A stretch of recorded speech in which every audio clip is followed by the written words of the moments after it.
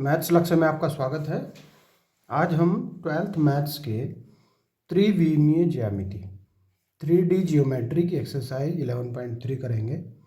ये इसका पार्ट 3 है। इससे पहले मैंने पार्ट 2 अपलोड कर दिए हैं, वो वीडियो भी तक नहीं देखी हैं तो उनको भी देख लीजिए, ठीक है। तो प्रत्येक क्वेश्चन मैं यहाँ करूँगा। अगर हाँ किसी में ज़्यादा खंड होंगे तो उसमें से आपका कॉन्सेप्ट क्लियर करके जो नेक्स्ट खंड होंगे वो आपके लिए मैं छोड़ दूंगा प्रैक्टिस के लिए। तो देखिए क्वेश्चन नंबर 10, उस समतल का सदिश समीकरण ज्ञात कीजिए जो समतलों, एक समतल दिया है, फिर दूसरा दिया है, के प्रतिच्छेदन रेखा और एक बिंदु से होकर जाता है। तो देखिए वह समतल जो दो समतलों जो दिए हैं यहां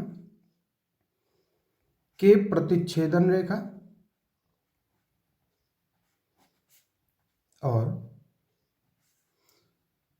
प्रतिच्छेदन रेखा से गुजरता है। क्या सूत्र बन जाता है उसका? तो ये हो जाता है, जैसे एक समतल है r और 2i + 2j - 3k, और ये जो 7 है, 7 भी हम इधर लेके आ जाएंगे, -7, फिर प्लस लैम्डा करके नेक्स्ट को लिखेंगे 2i + 5j + 3k और -9, ये भी कार्य ब्रैकेट में ही होगा। तो इस प्रकार से इक्वल 0 होता है। ये चीज़ भी मैंने आपको बताई थी कि जब दो समतल थे, आपको याद आ रहा हो पार्ट 1 में कि दो समतल थे, π1 π2, इस प्रकार से यहाँ से एक ऊपर समतल ये है ना, ये इस प्रकार से था वो। तो देखिए यहाँ से हम थोड़ा सा इसे और सरल कर लेंगे। आई वाला यहाँ भी है, यहाँ भी है, एक साथ कर लो इसको, तो ये हो जाएगा 2 और ये हो जाएगा 2 लैम्डा, तो हो जाएगा 2 + 2 लैम्डा आई। फिर जे वाले देखो 2 और 5 लैम्डा, 2 + 5 लैम्डा, ये जे के साथ में आ जाएगा, और -3 और 3 लैम्डा, ये आ जाएगा के साथ में, -7 और माइनस के 9 लैम्डा, ये अलग रहेगा, बराबर 0, ये हो जाएगा, ठीक है। अब इसको हम समीकरण नंबर 1 लिख देते हैं और इसको समीकरण नंबर 2 लिख देते हैं। तो ये कहाँ से होकर जा रहा है बिंदु? यह है बिंदु 2 1 3 से जाता है। इस बिंदु को हम अगर सदिश रूप में लिखें तो 2i 1j और 3k, ये फॉर्म भी हम इसकी बना सकते हैं। तो देखिए ये जो बिंदु है, हम सीधा r, वेक्टर r की जगह इसको रखेंगे, तो 2i + j + 3k, और बाकी पूरा सेम रहेगा, कोई चेंज नहीं करना है इसमें, और बाकी पूरा सेम रहेगा, और फिर जो भी चेंज होगा वो अगली लाइन में होगा, ठीक है। ये होगा बराबर 0। अब देखिए यहाँ 2 है, यहाँ 2 + लैम्डा है, आई के साथ में मल्टीपल हो जाएगा, तो मल्टीपल हो गए 2 × 2 + 2 लैम्डा हो जाएगा। जे के साथ में भी यही काम होगा, यहाँ 1 है और यहाँ 2 + 5 लैम्डा है, फिर 3 है और यहाँ एक पूरा है, 3 × -3 + 3 लैम्डा, ये होगा। और क्या है, ये तो खैर इसके साथ में रहेंगे, -7 और माइनस के 9 लैम्डा बराबर 0। तो देखो यहाँ से ये बना 4 + 4 लैम्डा, ये हो जाएगा 2 + 5 लैम्डा, इसकी गुणा करेंगे -9 और 3 तिया 9 लैम्डा, -7 और -9 लैम्डा बराबर 0। 9 लैम्डा से 9 लैम्डा तो कट गया, और कुछ कटने वाला है तो देखो 5 और 4, ये 4 है, सॉरी 4 लैम्डा, तो ये हो जाएंगे 9 लैम्डा। 4 2 6 और -16 प्लस के 6 -16 बराबर 0। 9 लैम्डा -10 बराबर 0, और यहाँ से जो लैम्डा आएगा वो 10/9 आ जाएगा। और इसका मान हमें कहाँ रखना है? इसका मान हमें रखना है फर्स्ट में, यहाँ पे रखना पड़ेगा। लैम्डा का मान फर्स्ट में रखने पे, सेकंड में मत रख देना, जगह जगह लैम्डा है। हाँ देखो कितनी जगह है, यहाँ लैम्डा, यहाँ लैम्डा, यहाँ लैम्डा, जगह जगह नहीं रखना, बस वहाँ रखेंगे फर्स्ट में, इसीलिए हमने इसको समीकरण माना था, ध्यान दीजिए। तो बाकी सब तो सेम रहेगा। लैम्डा की जगह लैम्डा की वैल्यू रख दी जाएगी, -7 प्लस लैम्डा की जगह 10/9, और जो भी ये वैल्यू है वो सेम रह जाएगी, -9 बराबर 0। अब इसको सॉल्व करना है थोड़ा सा। 9 लघुत्तम लेके 9 की गुणा यहाँ भी हो जाएगी, तो ये हो जाएगा 9 करके ऐसे, 2i + 2j -3k -7, पूरा 9 की गुणा हो जाएगी, प्लस 10 की गुणा इसमें हो जाएगी। तो अगली लाइन में कर देंगे, एकदम से कोई ऐसी आफत नहीं है कि तुरंत ही दौड़ लगा दो कैलकुलेशन की, ठीक है। तब इसके अंदर यहाँ गुणा और इसके अंदर यहाँ गुणा, यहाँ गुणा करेंगे, 9 दूनी 18, 9 दूनी 18, 9 तिया 27 और 9 सत्ते 63, ये सारा हो जाएगा। r तो बाहर रहेगा और अंदर हो जाएगा 2i + 2j, सॉरी 18 हो जाएगा ना, 9 दूनी 18 और 9 तिया 27 के -63, फिर प्लस इसी प्रकार से यहाँ भी गुणा हो जाएगी, 10 दूनी 20, 10 पंजे 50, 10 तिया 30, 10 नम 90, 10 दूनी 20, 10 पंजे 50 और 10 तिया 30, 10 नम 90 बराबर 0। देखो जरा अब क्या बच रहा है, देखो ये है 18i और ये है 20i, तो ये हो गए कितने, 18 और 20 38i, 18 और 50 68j, -27 + 30 कितने बचेंगे प्लस के 3 के, -63 है, -90 है, माइनस के कितने हुए 9 6 15 153। अब क्या कर सकते हैं, एक लाइन बढ़ा दो अगर बढ़ाना चाहते हैं तो, 38i + 68j + 3 के, इसे ज़्यादा से ज़्यादा उधर ले जाओ, नहीं तो ये यहाँ भी ठीक था, ऐसा कोई दिक्कत नहीं है। तो जो आपका आंसर था वो आ चुका है, बहुत आसानी से आपने इसको कर दिया है, ठीक है। चलिए क्वेश्चन नंबर 11 पे चलते हैं। क्वेश्चन नंबर 11 भी लगभग सारी इसी जैसा है। तो देखो, तलों, दो तल हैं, समतल हैं, के प्रतिच्छेदन रेखा से होकर जाने वाले तथा तल इतने पर लंबवत तल का समीकरण ज्ञात करना। यहाँ लंबवत है, थोड़ा चेंज हो जा रहा है। तो देखिए, तल हैं समतल को लिखेंगे x + y + z = 1 and 2x + 3y + 4z बराबर 5 के प्रतिच्छेदन रेखा से होकर जाने वाले समतल का समीकरण। ये पूरी बात लिखेंगे, के प्रतिच्छेदन रेखा से होकर जाने वाले तल का समीकरण, ठीक है।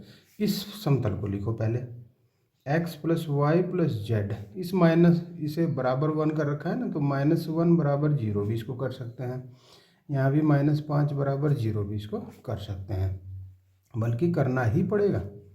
फिर प्लस लैम्डा, और ये पूरा का पूरा 2x + 3y + 4z -5, और बराबर में 0, ये आ जाएगा। अब थोड़ा सा इसे और ठीक सा कर लो, x के साथ में ले लो इसको। ये देखो, ये है 1x, ये 2 लैम्डा x हो जाएंगे, तो हो जाएगा 1 + 2 लैम्डा x। y भी 1 + 3 लैम्डा y, और z 1 + 4 लैम्डा, 1 + 4 लैम्डा z। -1 है और -5 लैम्डा है, बराबर 0। ये होगी समीकरण नंबर 1। ओके, समीकरण नंबर 1 हो गई। समीकरण नंबर 1 इसे भी कह सकते हैं, इसको भी कह सकते हैं। तो इसे 1 कहेंगे तो इसको 2 कह सकते हैं, हेलो 2 इसको कह लो, ठीक है। चलिए, अब इसके बाद हमारा क्या काम रहेगा, यहाँ से लैम्डा की वैल्यू याद करना। लेकिन जो तल है, यह तल कौन से वाला, ये वाला तल x - y + z बराबर 0 पर कैसा है, लंबवत है। अगर लंबवत है तो इसका मतलब क्या हुआ कि देखो, ये a1 और ये a2, इन दोनों की गुणा a1 a2 b1 b2 + c1 c2 बराबर किसके होना चाहिए, 0 के। बिल्कुल सही। तो देखिए, a1 क्या है यहाँ, 1 + 2 लैम्डा, a2 क्या है, तो x की गुणा में 1 है, b2 क्या है, तो 1 + 3 लैम्डा, सॉरी b1, और b2 यहाँ -1 है। फिर 1 + 4 लैम्डा c1, और c2 क्या है यहाँ 1, बराबर में 0।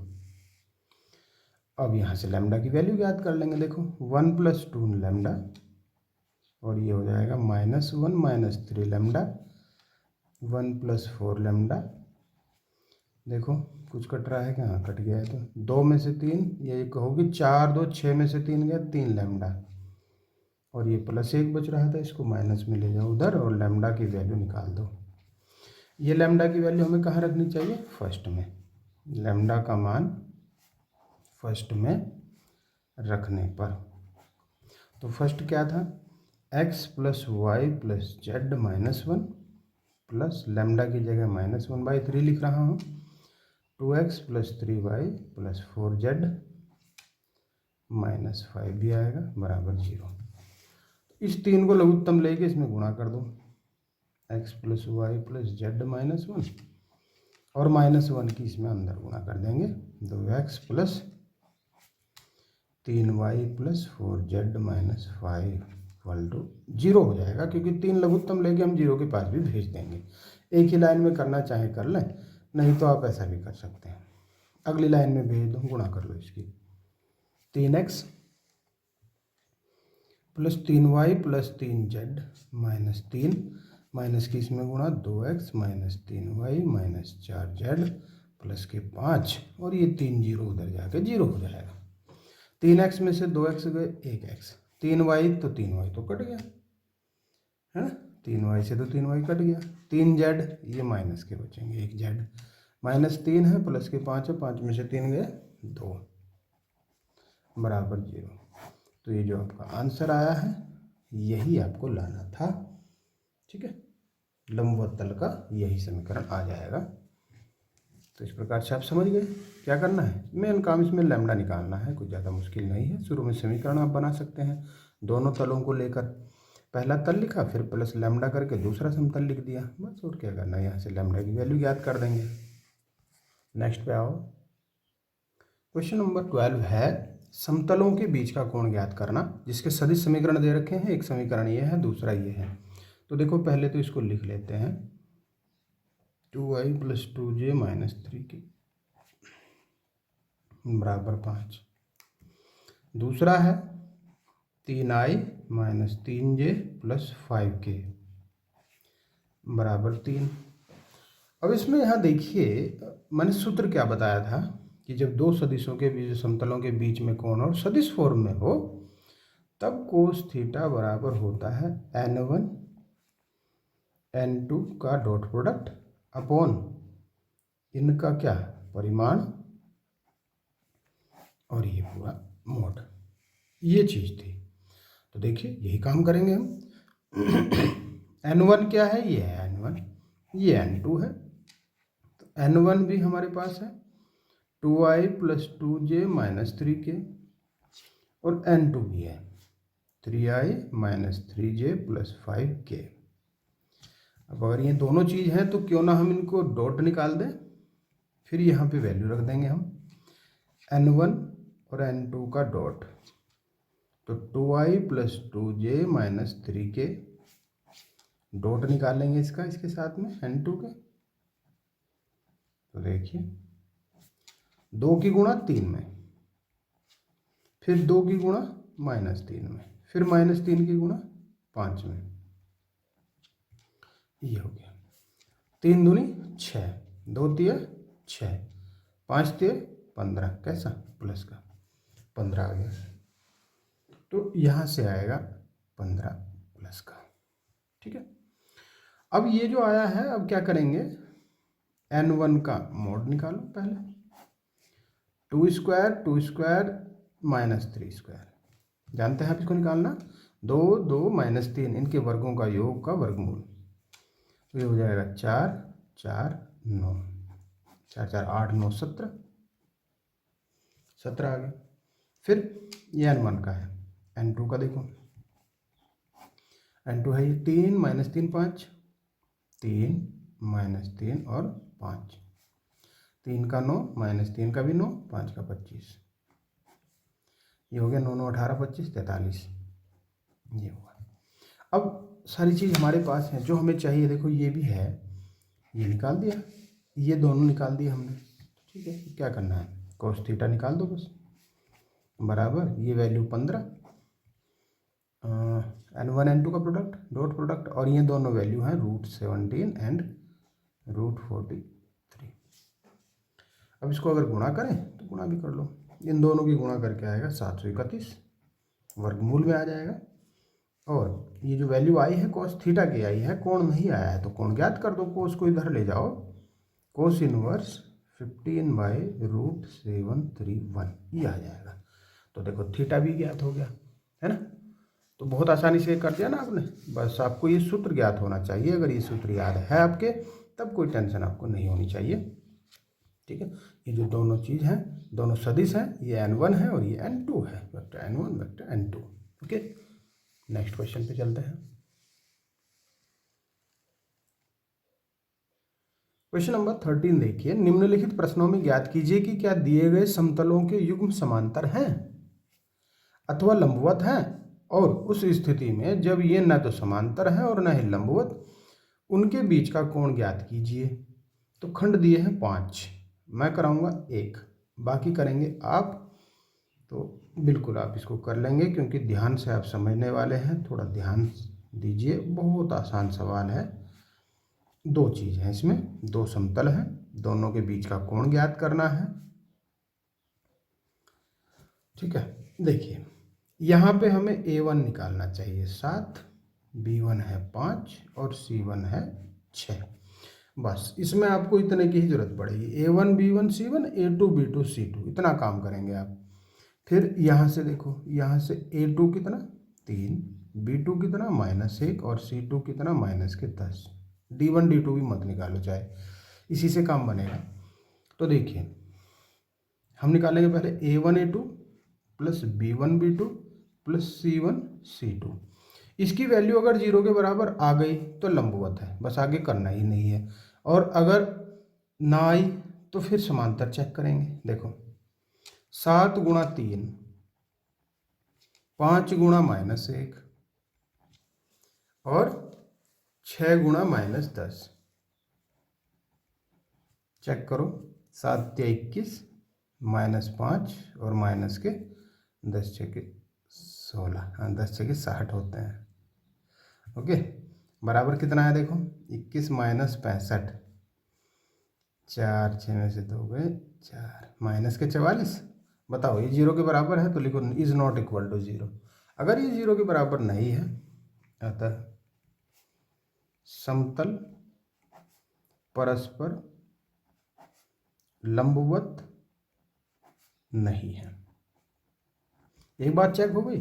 फिर देखो a1/a2 और b1/b2 एंड c1/c2, ये तीनों वैल्यूज क्या आती हैं, b1/b2 एंड C1/C2। अगर ये तीनों बराबर आ गई तो फिर समांतर होगा।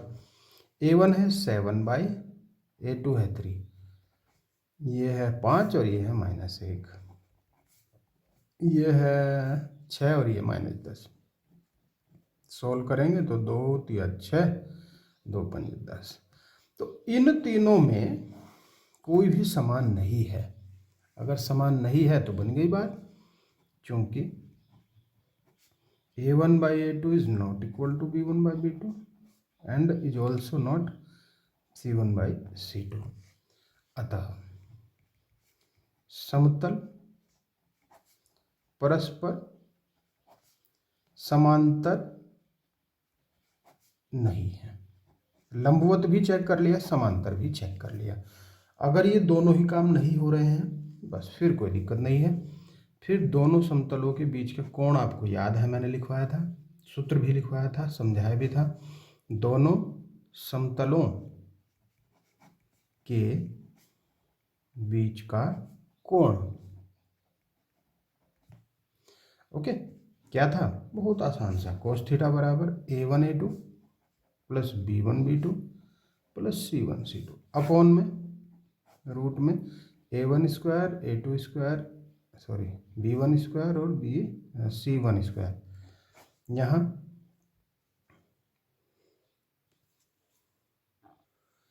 और A2² B2² C2², ये है। देखो A1 A2 एक बार तो हमने वैसे वैल्यू निकाल भी ली थी, अगर देखें तो -44 है ना, आई थी। ठीक है, तो आई थी तो फिर क्यों बार बार कर रहे हो, आ गई। इसको कर लो बस, ये हो जाएगा 7², 5², 6²। ये कहाँ से कर रहे हैं? ये वैल्यू तो हमें पता है, देखो 7 5 6 सारी वैल्यू हमने पहले ही ज्ञात कर ली, तब कोई दिक्कत ही नहीं है। यहाँ से 3 -1 और -10², ये होगा। अब इसके लिए क्या करेंगे, तो इसे सॉल्व करेंगे। क्या करना है, -44 अपॉन में 7² 49 हो जाएगा, फिर 5 और 6 हैं तो 25 और 36 हो जाएगा, वर्गमूल में 9 1 और 100 हो जाएगा, 9 1 और 100, ये हुआ। ये cos थीटा के इक्वल लाया जा रहा है। तो -44 बटे, इनको जोड़ेंगे, जोड़कर कितने आएंगे, तो 9 5 14 6 110 आ जाएगा, ये भी 110 आ जाएगा। ये तो बढ़िया हो गया काम, क्योंकि दोनों के ऊपर से रूट हट के सीधा 110 ही आ जाएगा। और इसको अगर और सोल्व करेंगे तो ये आ जाएगा 22 दूनी 44 और 22 पंजे 110, कोस थीटा की वैल्यू। अगर यहाँ से थीटा ज्ञात करते हैं तो कोस को इन्वर्स के रूप में उधर ले जाओ, ये, तो ये आपका आंसर बन जाता है। ठीक है, बन गया आसान सा। तो आपको याद क्या रखना है, ये सूत्र याद रखना है। अगर ये सूत्र याद है तो कोई दिक्कत ही नहीं है, लेकिन उससे पहले क्या चेक करना है कि लंबवत है या नहीं, समांतर है या नहीं। लंबवत की कंडीशन ये 0 के बराबर आना चाहिए, और समांतर की ये तीनों बराबर आने चाहिए, लेकिन इसमें दोनों ही नहीं थे, तो बस हमारा काम बन गया। ठीक है, इसी प्रकार से बताइए आप ये पांचों खंड कर लेंगे क्या? अगर कर सकते हैं तो स्क्रीनशॉट लो, अगर बुक सामने नहीं है स्क्रीनशॉट इसका लेके और इसको भी हल करना है आपको। ठीक है, नेक्स्ट क्वेश्चन पे चलते हैं। ये जो क्वेश्चन नंबर 14 है, इसमें 4 खंड दिए हैं, एक मैं करूँगा 3 आप करेंगे। निम्नलिखित प्रश्नों में प्रत्येक दिए गए बिंदु से दिए गए संगत समतलों की दूरी ज्ञात कीजिए। तो मैं इसमें कौन सा करूं, बताओ, बोलो बोलो बोलो बोलो बोलो। ठीक है, सी कर रहा हूँ, ओके, यही बोला था ना आपने, ओके। तो बिंदु देखिए, बिंदु है 2 3 -5 और ये है x + 2y - 2z बराबर 9। ये क्या है, तो ये समतल है। अब इसमें हमें सूत्र याद रखना है एक, कि बिंदु तो क्या हो, मैंने लिखवाया है आपको, x1 y1 z1 की समतल ax + by + cz + d बराबर 0 से दूरी बराबर होगी ax1 + by1 + cz1 + d और अपॉन में a² + b² + c²। तो भाई इतना काम आपको करना है, और दूरी हमेशा धनात्मक आती है इसलिए मॉडुलस भी कर दिया। इतना काम करेंगे आप। देखो इसमें अगर आपको आपसे पहचान करवाई जाए कि x1 तो ये है भाई, y1 ये है और z1 ये, ठीक है, लिख दोगे। ए देखो क्या है, यहाँ लिख रहा हूँ, ए x का गुणांक, b y का गुणांक और c z का, और d तो आप जानते हैं कितना, -9, क्योंकि ये इधर आना चाहिए। ध्यान दो, हम इसको इस प्रकार से भी लिख सकते हैं। इतना काम आप जरूर करेंगे कि आप इसको -9 बराबर 0। फाइनली जो समतल का जो स्टैंडर्ड फॉर्म होती है कार्तीय में, तो ये होती है, बराबर में 0 आना चाहिए। तो इसलिए -9, प्लस में इसे बिल्कुल मत कर देना, नहीं तो सवाल गलत हो जाएगा, बराबर 0 ही लिखना पड़ेगा। अब ये तीनों चीज़ आपको ज्ञात ये हैं और ये चारों चीज़ ये भी ज्ञात है, तब फिर हमें दूरी ज्ञात करने से कोई रोक नहीं सकेगा। ए है 1, x1 है 2, देखो ये रहा, b है 2। जब आपके सामने होंगी ना ये सारी चीज़ें लिखी हुई, तो फिर आपको कन्फ्यूजन नहीं होगा। ये है 3, फिर c है -2 और ये है -5। ये माइनस का d तो खैर -9 है ही, अपोन में ए बी सी का होल स्क्वायर, डी का नहीं होगा, 1 2 और -2, 1 2 और -2, 2 6 10 एंड 9, गुणा करके आ गया, 1 2 2 2 3 6 2 5 10, -9 अपोन में 1 4 4,